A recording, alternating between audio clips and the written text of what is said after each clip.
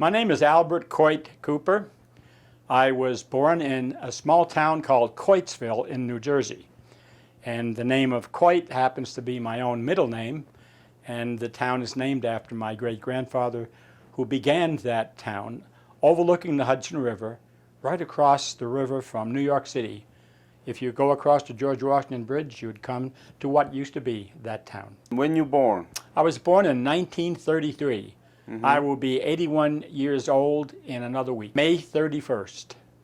May 31st of 33. Yes. And you said that the Coitesville was named after your grandpa? My great-grandfather, Great-grandfather? who came over from England and founded the town, which is no longer Coitesville. It has been swallowed up by newer communities and part of the interstate system, the highway. So what did your grandfather did for this?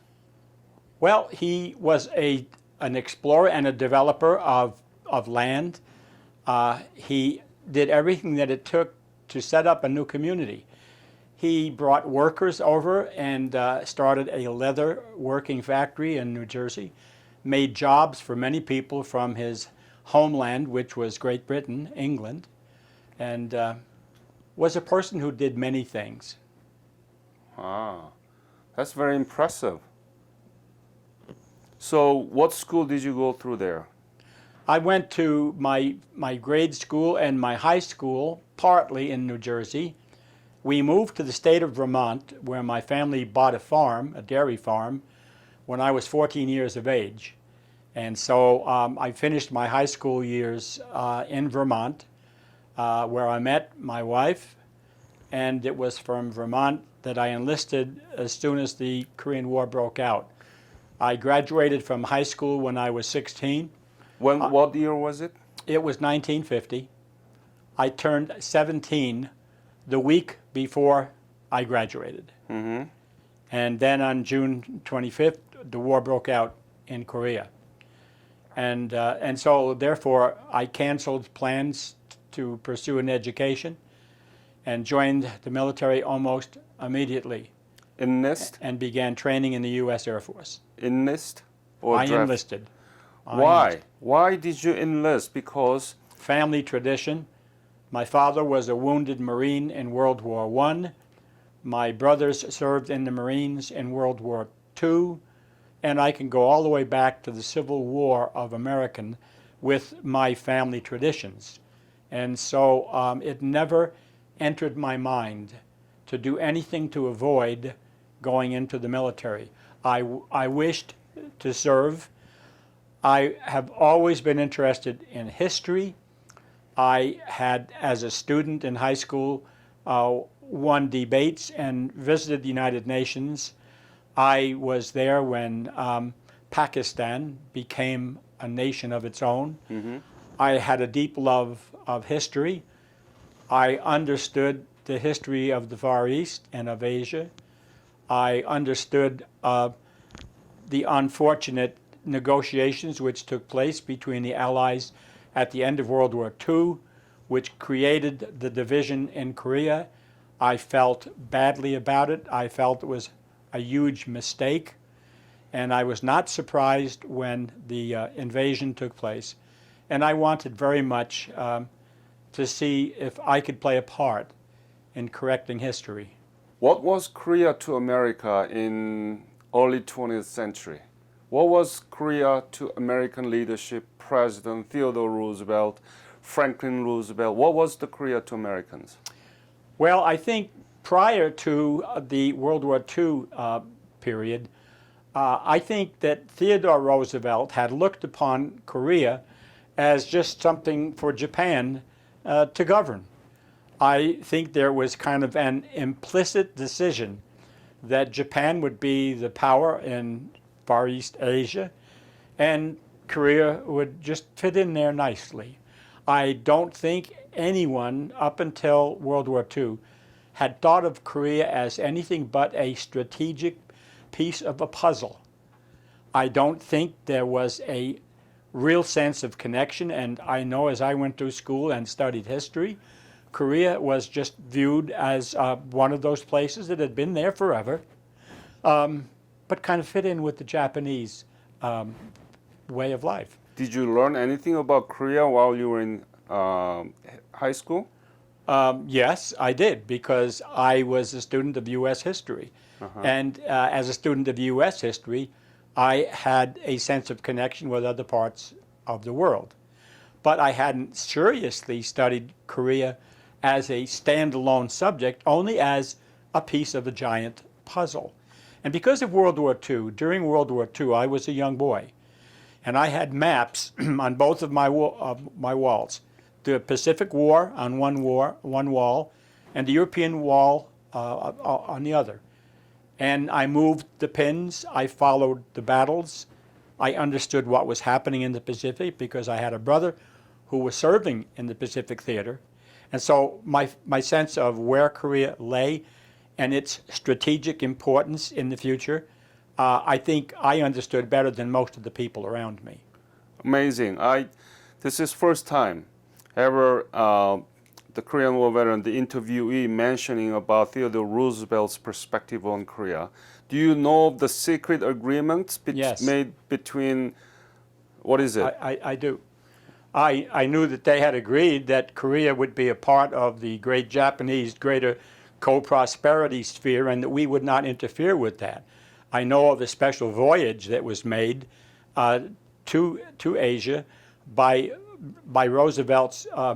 Theodore Roosevelt's chosen people in order to kind of lay the groundwork for that. But it was never publicized in America. Very few people knew about that voyage and knew about Theodore Roosevelt's, I don't know how to describe his politics, but he saw himself as a world leader when in fact I think Teddy Roosevelt knew very little about the world. I also know about Plan Orange. What is that? Plan Orange was a plan developed by our War Department as early as 1893. It was, as most countries do, it laid out a scenario of what we would do if we ever went to war with Japan. Oh. If Japan were ever to attack us. And as a part of Plan Orange, Korea was mentioned as one of the pawns in any trade-offs that might take place in such a war. Actually, Plan Orange presupposed the idea that Hawaii would become our bastion in the West, and that would be the main area from which we would conduct a war across the Pacific, island by island, against the Japanese Empire. And this was planned as early as 1893, and it was known as Plan Orange. Do you know Dean Acheson declared that the Korean Peninsula would be excluded from the American defensive perimeter? Yes, I do recall that now that you mention it. Mm-hmm. Yep. I think what it probably did was to invite the communists to see South Korea as an easy victory. So I think Dean Acheson has a large responsibility to bear for that, for carrying out that wish. Mm-hmm. When you enlisted and where you got the basic military training and what was your specialty and rank, so on? I enlisted as a Vermonter, traveled to San Antonio, Texas, took my basic training at Lackland Air Force Base, which was overrun. The Air Force was not able to cope with the big influx of enlistees at that time. I went through a rather quick basic training. And do you remember when you enlisted? Oh yes, I went there just at Christmas time, 1950. I arrived in San Antonio, and my specialty I wanted to be a gunner on a B-29 bomber. I grew up loving aviation. I knew that I couldn't train as a pilot because I didn't have the vision required, nor did I have the college education, which might have assured me an officer's commission. But I was very happy to be an enlisted man, and I thought the best thing that I could do was to become a gunner on a bomber. That way I could realize my ambition to get into aviation, to fly, and I wanted to have a hand in combat. I did not want to be a desk warrior. But when I got done my basic training, they sent me back to New York State, where they were opening up a new base to train new enlistees called Sampson Air Force Base. And I did not have a specialty. So when I arrived there, they asked me, did I want to drive a truck? Did I want to be a cook? And I didn't want to do either of those things. I looked up on the blackboard behind the man giving me the questions, and it said Air Police Squadron. And I said, what's that? And he said, I don't know. No one has ever asked me before. So he got on the phone and he called a man who turned out to be the provost marshal, in charge of police work on that base. And so I became an air policeman. I joined the Air Police Squadron. In the meantime, I had applied to go to aviation gunnery school and thought I would just do this thing for a while. I'd put on the white helmet and wear the gun and be a policeman until I was invited to go to gunnery school. By the time I got the invitation to go to gunnery school, which I did, I really liked what I was doing. And I was close to home, and I had a girl there named Shirley, who is now my wife of 60 years. And so I stayed doing air police work. By the time I shipped out to Korea, I was fully committed to criminal investigation and solving crimes and keeping peace and being an expert on all kinds of weapons. Tell me about, you said that you went to college before? No.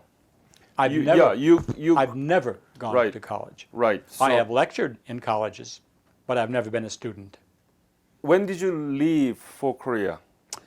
I left in the fall, probably October of 1952.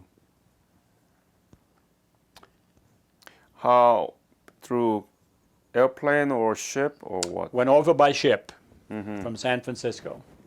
And It was a bad voyage. We went through 2 hurricanes, 2 typhoons, whatever the local people called them at the time. So it took 17 days to reach Japan. I did some training for just a short while, and then I flew from Iwakuni, Japan, over to Seoul. Landed at Kimpo. Gimpo. Kimpo was a wreck at the time. Seoul was a wreck at the time. They didn't know exactly where to send me, but I ended up being sent up to the 38th parallel where the action was still going on, where I became the person who was in charge of the security for a radar interceptor outfit. We guided both the bombers. We were the ones that sent the bombers up to Pyongyang. We were the ones that guided the close air ground support of the troops on the ground. We were surrounded on 3 sides by the enemy. We occupied a mountaintop called Kuklabang, something like that.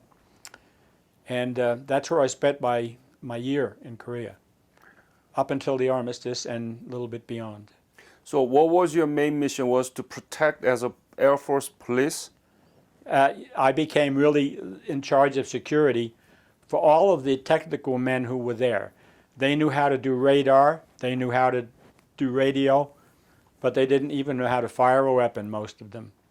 So I was in charge of a group of men who did all their protection, right up to a Quad 50 machine gun and everything that went with it. But I also was given charge of all criminal investigation for that part of the Western Front of Korea, for all branches of the American military there. Port Chakib, Old Baldy, a mountain known as Christmas Mountain, that was an American name for it.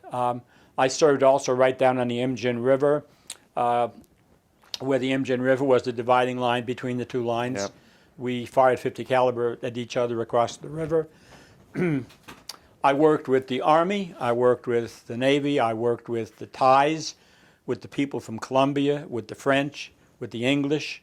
I was a criminal investigator. I did my first murder, my first homicide, when I was still 19 years of age. I worked very closely with the Koreans. I had to interface with the local Korean police chiefs in all of the communities in which I worked. And for a while, I went on a secret mission with British intelligence, with 2 British spies. And it was at a period of time when the relations between the U.S. government and the Syngman Rhee administration were very poor. And it was at a time when the Americans were striving to arrive at an armistice agreement. And Syngman Rhee did not want that.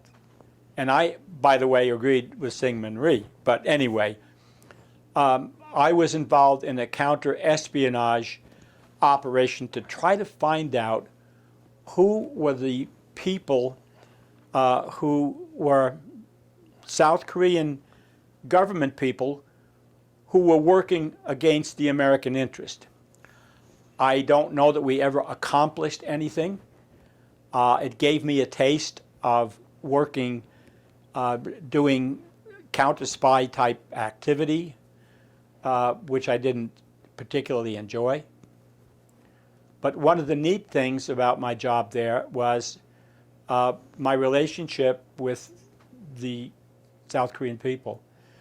My interpreter was a young man named Chao Walbin, and Chao became almost like a brother. I couldn't have done any of my work without him. He was my interpreter. When I had a North Korean prisoner to interrogate, Chao Walbin was the man to whom I did it. And I had several occasions to do that, to interrogate. And in fact, I took one prisoner myself who was a second lieutenant in the North Korean People's Army. And so I worked in the villages quite often, worked in the villages where many of the people who were inhabiting those villages had escaped from North Korea, were actually North Korean people. These were people whom I had to defend. They were part of my responsibility. And that was one of the things that gave me a unique opportunity to see the personal side of Korea. My principal connection with Korea, my love affair with Korea, is with the people. I immediately found an affection for the people that I came to know. Why is that? Is that because of Korean culture, Korean personality? Why are you falling with Korean people? Well, I think by that time I had acquired enough of a personal knowledge of Korean history that I had a great respect for a civilization that dated back that many centuries in time. I have always been impressed by the power of tradition. And to me, the people of Korea, South Korea, because those are the ones I got to know, were rich in tradition. What was the typical category of the criminal activities done by American soldiers? Yes. What was it? One of the first things I was taught when I got there, I went to an investigator school in Seoul that was run by Americans, and my instructor was a former detective from New York City, a tough old cop. And while there, this man told me, he said, if you have a crime committed, particularly a crime of theft, and it could equally as easily have been committed by an American or a Korean, start with the assumption that it is the American, and you will be right 90% Why? of the time. I think that a lot of the Americans who found their way into the military, especially those who had been drafted, and I don't want to pick on one branch of the service more than another, but I would say Army draftees who were not there because they wanted to be there, who didn't like being there, who hated being there, and who had had probably their own experience with criminal activities before they ever entered the service, just found it easy there to do the same thing. There were certain objects that were worth a lot of money to the Korean population. Army blankets, tires, cigarettes, toothpaste, soap, bathroom tissue. These were all things, and beer. These were all things that had value. And so Americans took advantage of that. Almost all of our transactions, business transactions with the civilian population, we were not allowed, we were not supposed to use American money. We had military script, Right. but we were supposed to work in won. We were supposed to use Korean currency, which nobody did. We bought almost everything with cigarettes. And so it became, because cigarettes had value, they were worth stealing. And there were just many, many things that one could steal. The one time I did have to turn a young Korean boy over to the police chief was because he'd been stealing turkeys from our freezers, from our food freezers. And I disliked having to do that because I think Korean justice was very harsh. Whereas to me, a 14-year-old kid, I would have slapped him on the wrists and sent him home. But the Korean police chief, I don't know what he did with him, but I felt badly about doing it. Can you give me one good example of the criminal activity done committed by the American soldier, for example? Again, alcohol in many forms. If you could get into a warehouse and get a hold of a case of Scotch whiskey, you were on easy street. So like a PX, right?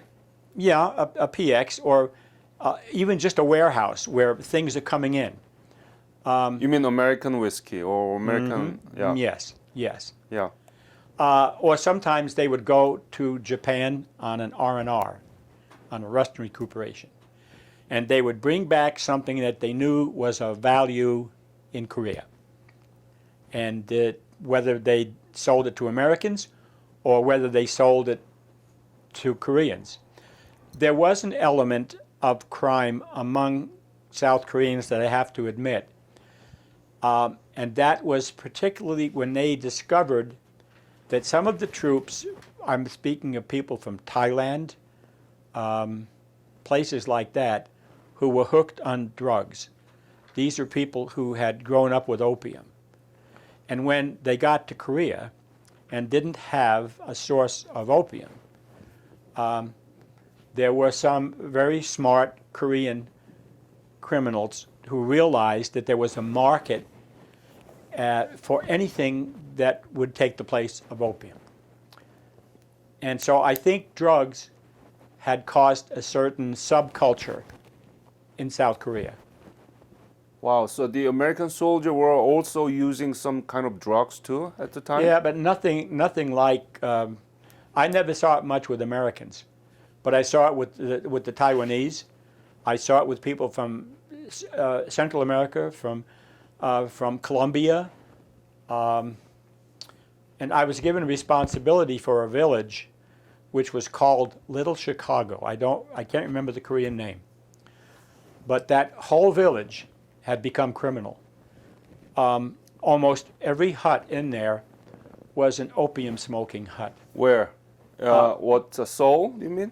No, we were far north of Seoul. This is very close to the 38th parallel. I see. On the western side of Korea. I also found a great deal of dishonesty among French soldiers. Can't explain why. I think alcohol was a problem for almost all of the United Nations troops over there because they were away from home. They were kind of free to do what they wanted to do. They weren't subjected to close observation. I think those people who weren't involved in actual combat became lazy, bored, and of course, to some extent, prostitution. Some of them, and this is where some of the Korean people themselves were, in my mind, indulging in criminal acts by making prostitution available. Most of us had grown up in an America where we had lived through the Depression years. We had known hard times. The military attracts a certain element of people, even in the best of times. People who are malcontents, who can't find work, or have gotten in trouble with the law. And one of the things that was happening in the U.S. at that time was young men who were picked up for some minor offense, but wanted to avoid having it go on their record, or wanted to avoid doing jail time, were given a choice. If you will enlist in the Army, we'll drop all charges. Is that right? And I'm not saying that this was a big thing, but it was one thing that affected the cultural level of the men who were coming to Korea. Not everybody was there to do good. Not everybody was there because they were valiant. And maybe even the majority of guys didn't really want to be. When my ship landed in Yokohama and we got off that ship, they were waiting at the bottom of the gangplank with our orders. And they divided us in half. Those who were going to be stationed in Japan went this way. Those that were heading for Korea went this way. When I found out I was going to Korea, I tossed my hat in the air because that's what I wanted to do. I did not want to have an easy life in Tokyo. I wanted to be a soldier. I wanted to serve my country. I wanted to find a way to be relevant, to be important, to be worthwhile, and leading other men and being an example to other men. As a non-commissioned officer, I was, I think, a very good non-commissioned officer, and I was in charge of about 50 men. And it was my job to lead them and to inspire them and to keep them alive and hopefully to leave a good impression behind on the people that we met. I hated it when I saw Americans coming back from the village with laundry that they'd stolen off of somebody's line because the local Korean people took in our laundry, and to see them stealing it, or to see them coming back with the chicken that they had obviously stolen from the village. I hated that. I felt ashamed of the way some Americans behaved. Now, most of the men that I served with were technically educated people. They were the best that we had. They were the ones that knew how to operate all of this fancy equipment. And my job was to keep them alive. Were there any dangerous kind of situation or Yes. moments that you almost Yes. being killed? We had our radar unit, which was on top of a mountain, Kuklabong, something like that. It came under fire one night, and I was awakened, and I volunteered to put together a group of men. It was a very difficult trip up that mountain. Our men went up there only twice a day, and only a very small staff could stay up there. So they were not well armed, and so I volunteered, and I took a group of men up there that night, and we were taking incoming fire from all around the top of that mountain. And one of the reasons I have that grenade still sitting up there, Where is it? over there, right? It's somewhere on the Yeah. top up there. Is that real? Well, it's defused long ago. I brought it home with me. So that's But from I the was- Korean War? Yeah, I was defending a position where my orders were to throw a hand grenade over the side. It was a very, very steep embankment. And to keep the enemy from coming up there, I would throw a hand grenade over like every 10 minutes or so. And then I would do a lot of shooting with my rifle to make it sound like there were a lot of us there, but I was all alone. And they were supposed to come and relieve me like 3 a.m. in the morning, but nobody came. And so all of a sudden I felt down in that box and all the grenades were gone except one. And so I was very frightened because I was all alone in this very strange foxhole. I'd never been in it before, and just surrounded by sandbags. And so I took that last grenade and I pulled the pin and I held it here because I didn't have any other ammunition. And I thought, if somebody tries to come over those sandbags, this is what they're going to get. And finally, daybreak came, morning, and the firing had stopped. Everything was okay. I put the pin back in the grenade, and I've kept it ever since. And before I came back home, I took it apart and I burned the fuse and emptied out all the powder. And I put it in the bottom of my baggage coming home. I didn't think they'd let me get away with it. I was sure that by the time I arrived in the U.S., they would check my barracks bag and they would take that away. But nobody ever checked my bags. And so wherever I've lived, it's always been with me. What was the happiest moment for you during the service in Korea? Well, I don't know if the term is happy, but I think one of the most memorable experiences I had was the experience with the spoon. I was on a one-man patrol out into the nearby village of Jihyangri, and it was rice harvest time. And it was an area that the enemy could infiltrate at any time. And so we would make these patrols out there to make sure everything was all right in the village, that the people were safe. And so I was all alone, and I was walking in a trail between the rice paddies. And as I passed by this thatch-roofed farmhouse, a Korean gentleman came out, and he bowed and scraped and so forth, and motioned me into. They had a home little thatch-roofed house that they lived in. They had another one that they kept an ox or a cow in, and they were eating their dinner.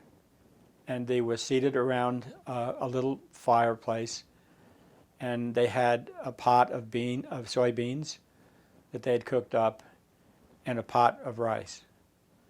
And so they begged me. We didn't talk much to each other. I knew very little Korean, and they didn't know much English. And I did not want to invade on their privacy, but I knew that I had to respect their invitation. So they brought me a bowl to eat with and gave me chopsticks. And there I was with this bowl of rice and these beans and chopsticks. And I was having a terrible time. So Mama San looked at me and she was chuckling. And she got up and left, and she came back and she handed me this spoon. And that spoon? Was that the spoon it's a brass spoon. Yeah. And that's what I ended up eating my meal with.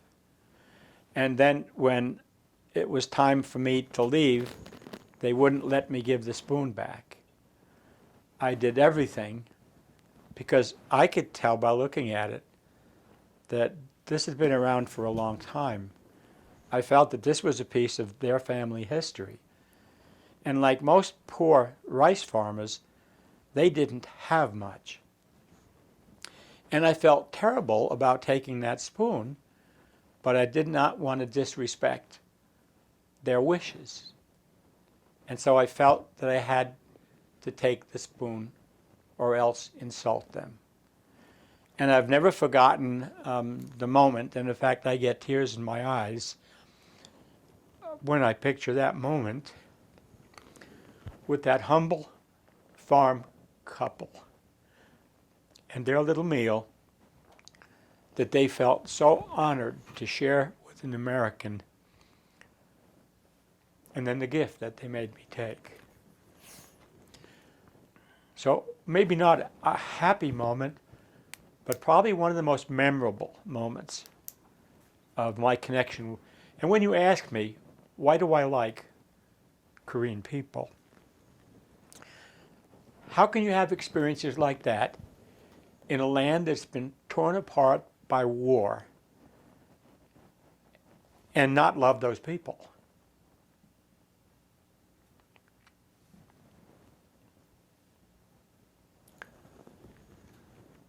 What is the symbol of this spoon to you? Great, a sense of welcome, a sense of thank you for coming to our benighted land. To me, that's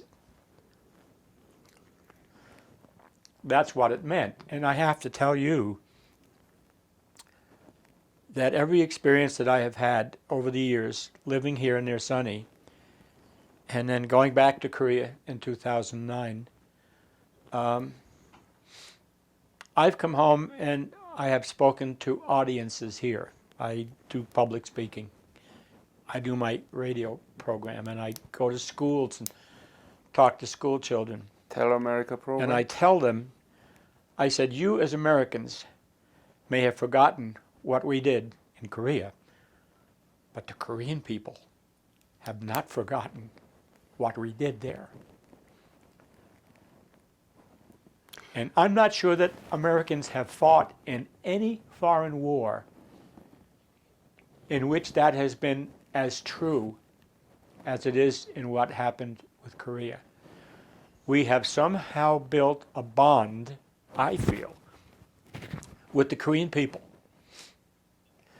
that exceeds anything that came out of World War II, certainly anything that came out of Vietnam, and certainly anything that's coming out of the wars in the Middle East now. I think Korea was not a war that we lost.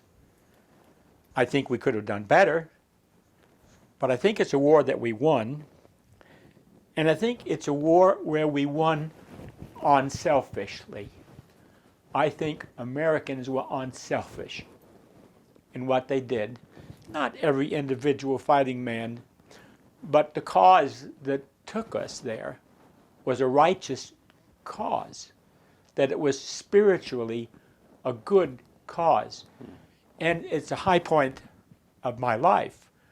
I have done many things in my life. I have had numerous professions, and I continue to do things. But I am defined by that 1 year more than by anything that's happened in my life. It's where I learned about love. Little kids ask me, they say, what good can come out of a war? And I tell them about a day that I spent in a MASH hospital where American boys were dying. And I went there to give blood. They needed blood. And I volunteered to give blood. And I laid on the ground and watched my blood run into the arms of other American men. And I watched Americans with their friends in the area where they knew they were dying. And I watched an American Marine cradling his buddy in his arms and singing to him. And I tell kids that when you watch MASH on television, forget it. That's not what Korea was like. What I learned there is that men who fight side by side learn to love each other in a very special way. I think you also learn to love the people that you fight beside and for. A lot of the ROK soldiers, a lot of the Republic of Korea soldiers that I saw, in right next to combat, were not well trained. were not well armed, but they were brave and courageous in what they were doing. And I loved them for it. When you go back to Korea 2009, tell me about. Well, one of the things that we set out to do was to find my houseboy, and Ko Jin Ho, whom I knew as Sammy. We all had houseboys that came into our tents and cleaned up for us and polished our shoes and took care of us.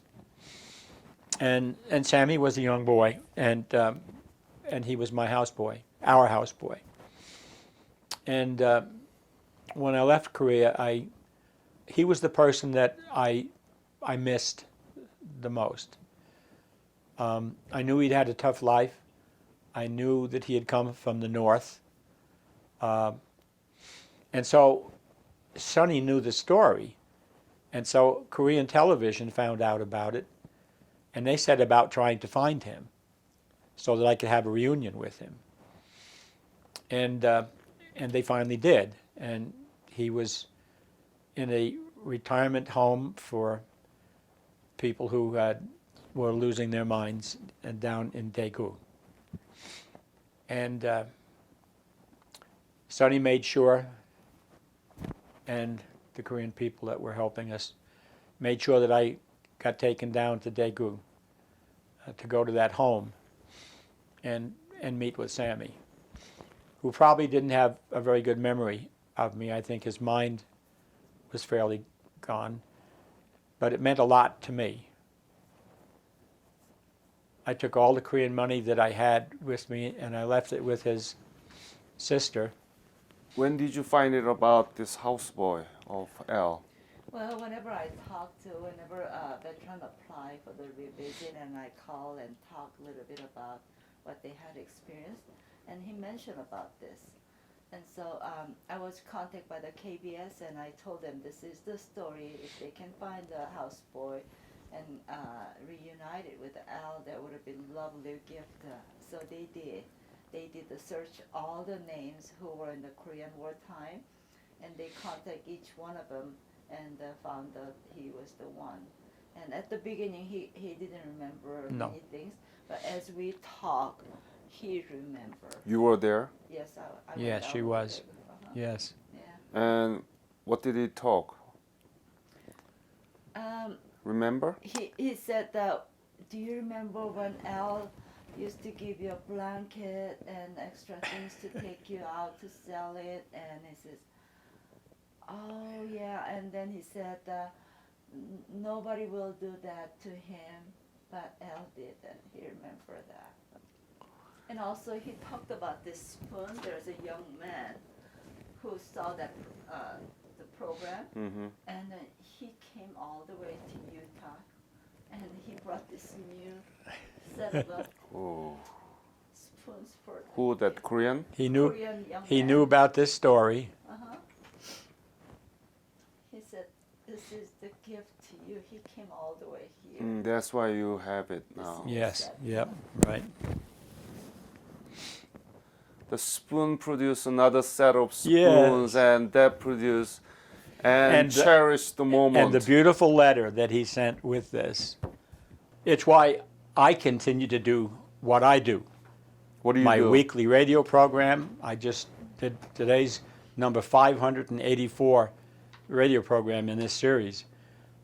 This will be my 270th newspaper article that comes out next Monday. Today's newspaper, Spectrum, has an article in it. Almost 1/3 of my subject matter has to do with remembering our warriors, and I write about all of the wars. I write about the American Civil War. I write about Abraham Lincoln and some of my favorite generals. I write about my father's experience in World War I. My father was very badly wounded in World War I in France. I had a brother that served in the Pacific in World War II. And so I have an interest in the contribution of our military heritage to the history of the world. No country has bled so much in foreign lands as has my country. And I'm proud of that heritage. And I don't want people to forget it. I don't want kids to forget it. I don't want their parents to forget it.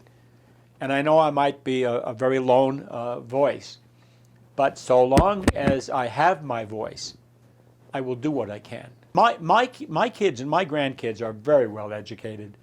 I mean, they've had it up to here with the history that I share with them. You can't walk into this room and not know that my heart lies with what has made my country great. And I'm just proud that for one brief period of time, I had a chance to go somewhere else and do something worthwhile as an American from my generation. Anything you want to add to this interview? Well, I just ask my friends who go to and from Korea that wherever you have an opportunity, tell your fellow Koreans that not all Americans have a short memory. But there are among us some of us whose lives were changed in major ways by our connection with the Korean people and the cause of their freedom. Went back to Korea in 2009. What did you see? In addition to your Sammy and... I saw a country that made me proud at every bend in the road. The architecture, their respect for one another. I saw a happy people. I saw a healthy people. I saw a thriving economy. The Korea that I had left behind is where I saw little children crying in the street. And the Korea that I went back to was one where I saw children laughing and having fun and holding hands and playing games. There were no games being played in 1952. So, you know, I saw the architectural grandeur of Korea. That's the obvious part. But what I really was thrilled by was to see happy people enjoying the fruits of a free land and a vibrant economy. And that is what it was all worth. What is the real relationship between Korea and the United States? During the administration of Franklin Delano Roosevelt, the U.S. State Department attracted a certain breed of statesmen who thought like socialists. I don't know whether it came from their college campuses, their studies. I don't know where it came from, but they found a friendly home and a breeding ground in the State Department of those final administrations, the Roosevelt and Truman administrations. I think Dean Acheson was one of those. Somewhere along in his years of academe, he became influenced by an admiration for socialism and maybe even communism. And I wouldn't go so far as to say that they were out to change the world, but they had a very, very socialist idea on the way the world ought to be organized. And I think they saw Mao, I think they saw the good part, what they would have thought was the good things about communism, as being an answer to many of the world's problems. They were wrong, but I think they felt that way. I think they were influenced that way. So, to myself, I've been asking, what is the relationship between Korea and the U.S.? Now we are the closest ally. Right. We are the closest trading partners. Yes. We represent freedom. We are the closest military alliances too. But if you go back, history wasn't like that. So now I think I'm getting answer to my question. What is the relationship and how we become like this? I think this is the blood of Korean War veterans who went there, the country they didn't Yep. know, Yep. and they fight for Korean people against communism. Yep. And that is the real linking dot of these two countries together. I'll tell you what I fear. I fear that as our generation, those who served in Korea, are no longer holding positions of influence in our government. I worry about our promises to defend South Korea, the Republic of Korea. I think we are on shaky grounds. And I think it is because there has been an erosion. I mean, what you've described is the Korea and America that I think of. But I'm not sure that everybody that gets to hold a position of importance in U.S. government has that same outlook. I distrust our commitment to the defense of our friends in Korea. I hope I'm wrong. What do you think will be the trajectories of the further evolution of the relationship between these two countries? What do you see ahead and where do we have to go? I think what you're doing here today is a very big thing. Each time that I have met with someone like you, even a television cameraman who came into our home here, every one of these people that I have met seem to have the spirit of continuity that we need to work toward. I think you're right in aiming towards the upcoming generation. I can only hope that all of these efforts pay off. That if you had somebody like Sonny Lee living in every community in America, Yeah. Thank you for your patriotism. Thank you for your love of Korea. And thank you for your fight. well, thank you for all that you have done for me, because the Korean people have had a part in shaping me. They may not know it, although I had a strange thing happen when there was a meeting, a government leaders meeting going on in Cedar City. This is when they were setting up the sister city relationship between Cedar City and Gapyeong. Yep. And I walked into that meeting, and a fine-looking young Korean lady sprang to her feet, and she came running across the room, and she went like this. She said, "My mother loves you," because I had said some things that were captured on television tape when I was at the 38th parallel, and apparently it got picked up on Korean national television, and so here I had somebody that I'd never met, but she knew who I was because of some words that I had said while I was in Korea, and that impressed me.